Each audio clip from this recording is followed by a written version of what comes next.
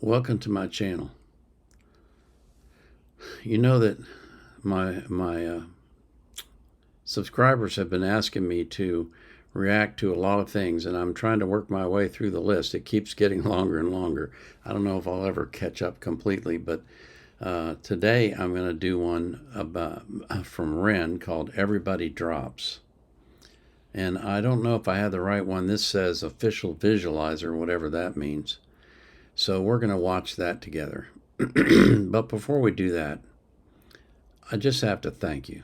Thank you for watching. Thank you for commenting. Thank you for liking and sharing. And thank you most of all for subscribing.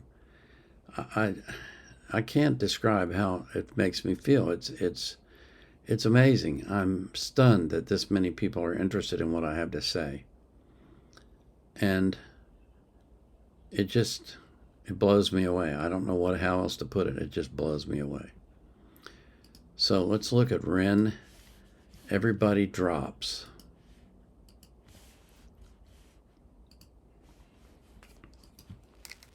I've been on a run for so long, I don't know where I'm going.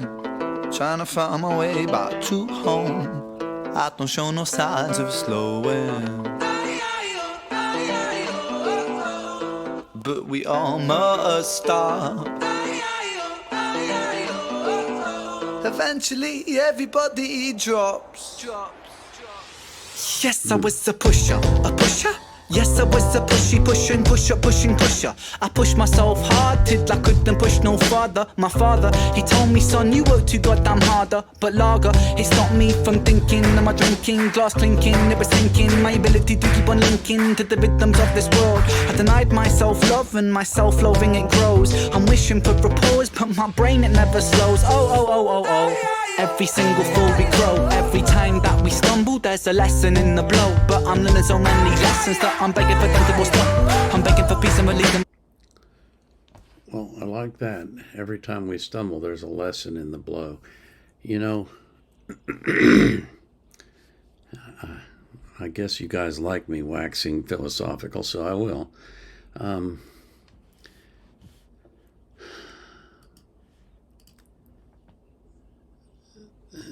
It's in life, there are going to be blows. There's no question about that.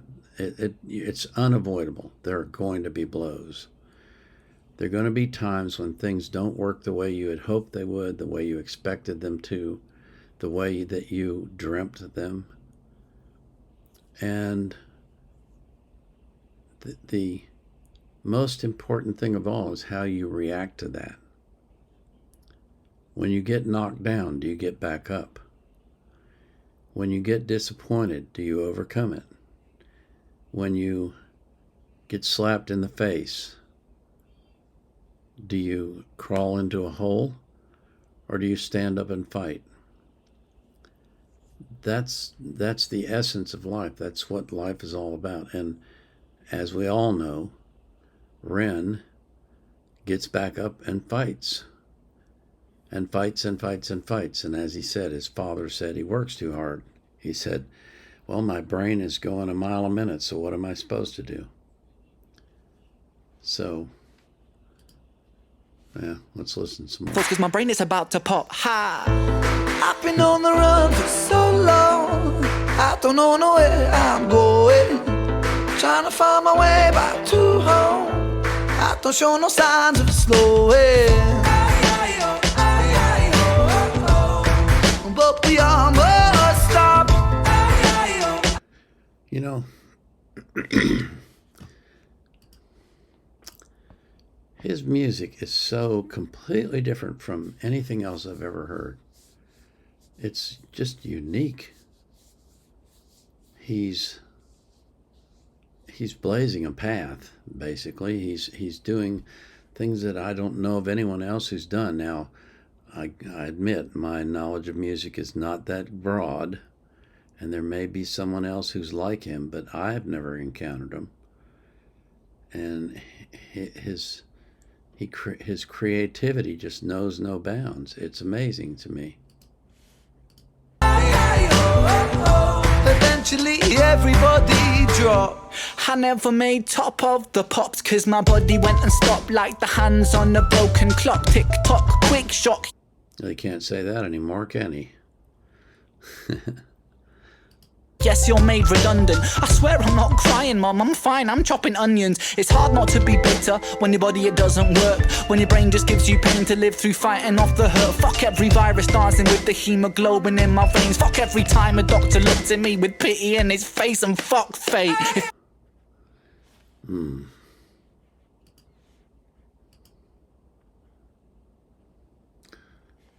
I bet there's some of you out there that have experienced that.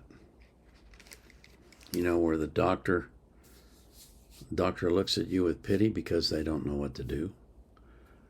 They just think, I'm so sorry for you, but I haven't got a clue to how to help you. The mighty medical profession. Sometimes they just don't know, you know. This is very personal. In 2019, my wife got pneumonia,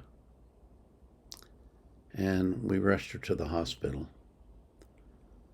And 3 days later, she was rushed to ICU and put on a ventilator. And she was on a ventilator for 19 days. Oh, this is tough. I was with her every day. And there was a pulmonologist that he didn't come out and say it, but he was telling me to pull the plug. Every time that I would see him and I would ask him how Linda was doing, he would say, a 15-year-old healthy 15-year-old boy with what your wife has would have a 20% chance of survival. Well, what am I supposed to think? My wife is in her 70s. She has a number of comorbidities. She hasn't got a chance, right? But I'm a praying man.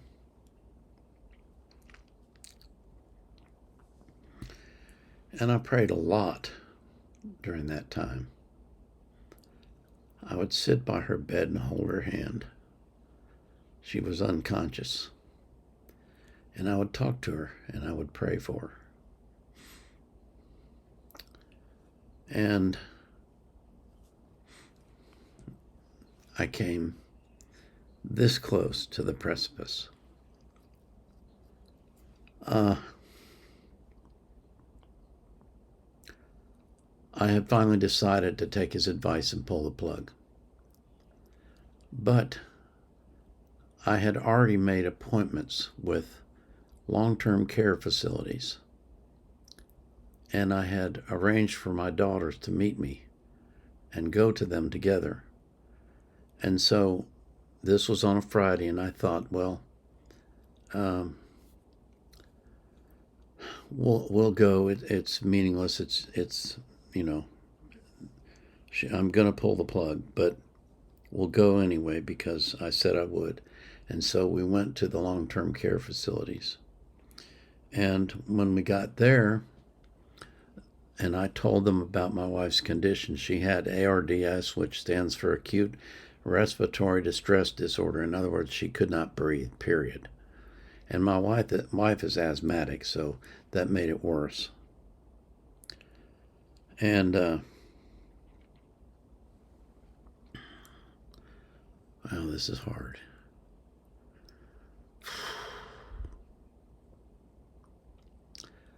We went to the long-term care facilities, and both places that we went, their reaction was, bring her here. There's an 80% chance of survival. So I changed my mind. I went back to the hospital and I said, Okay, here's what I want you to do. I want you to do a tracheostomy, to put a trach in her throat, put a gastric tube in her, and then transfer her to this long-term care facility. 60 days later, she came home.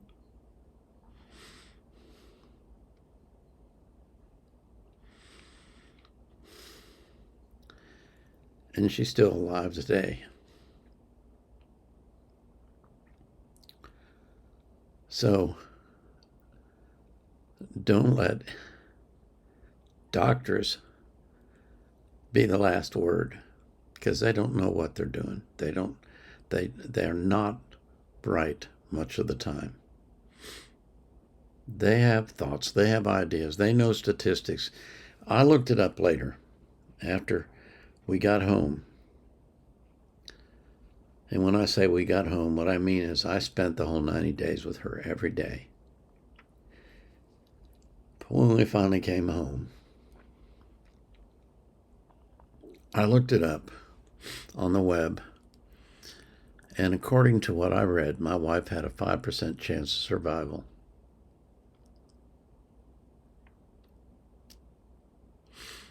She's alive. So what does that say about the statistics? They can't overcome prayers. They can't overcome belief. They can't overcome you if you fight. If you fight and you believe, you will overcome. And that, I think, is probably the single biggest lesson that Ren is teaching us.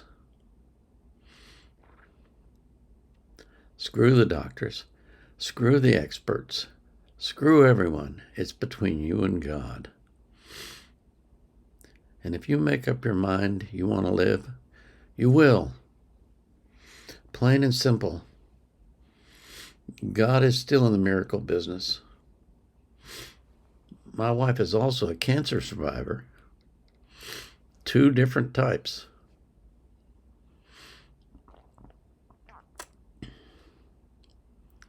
So,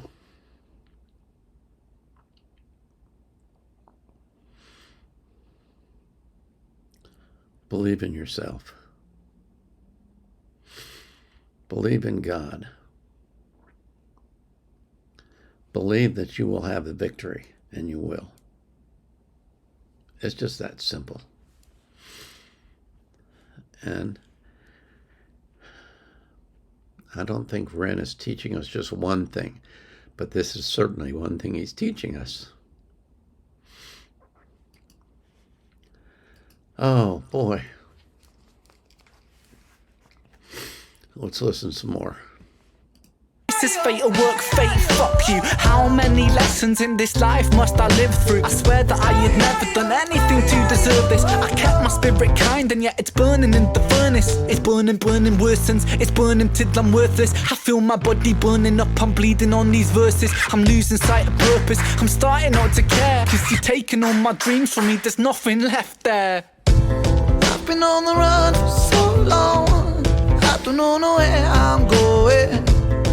Find my way back to home. I don't show no signs of slowing. But the armor stop. Eventually everybody drop. But we armor stop.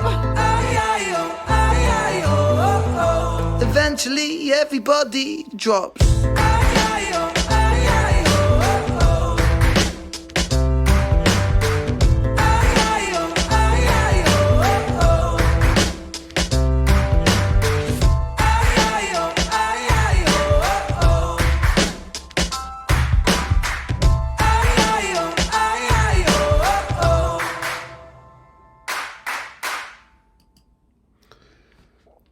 Oh, wow.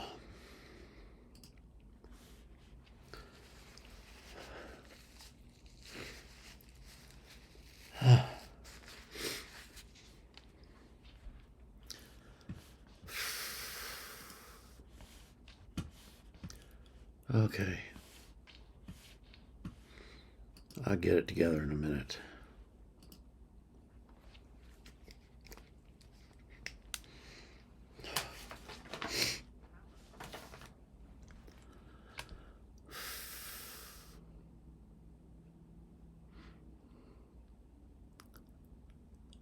I think the big lesson, I know he says everybody drops, and that's true. We all do. I mean, you can't escape death. But you don't have to die on the devil's terms. You don't have to die when they think it's your time. You can do what Ren says. He looks a doctor in the eye and he says, fuck you. Excuse my language. But I'm just quoting Ren, so. I'm not ready to die. I'm not ready to give up. I'm not ready to say, this is it. And if you're not ready, then stand up and fight.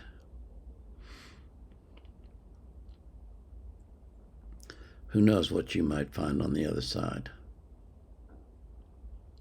when you've won that battle and you've gone on with your life. Who knows what things you could accomplish? Who knows what greatness you could become? So never, ever give up on yourself. Never, ever, ever, ever, ever give up on yourself.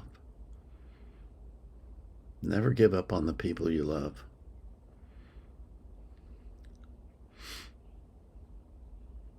I know the day is coming when my wife will pass away. Hopefully before me, because I don't want her to be alone. But until that day comes, we're going to keep living and keep fighting and keep enjoying life. And you should too.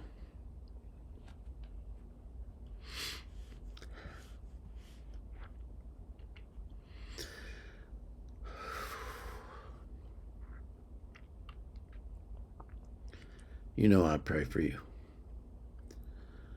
I pray for your abundance. I pray for your health. I pray for your long life. I pray for your safety, that God will keep you safe. And I pray for everyone that you love. And I pray that you will not be anxious about life, that you'll be peaceful on the inside because you've gone to God with prayer and supplication, with thanksgiving, and you've shared your heart with Him, and you have received the peace that passes all understanding. This is the Vietnam Era Vet out.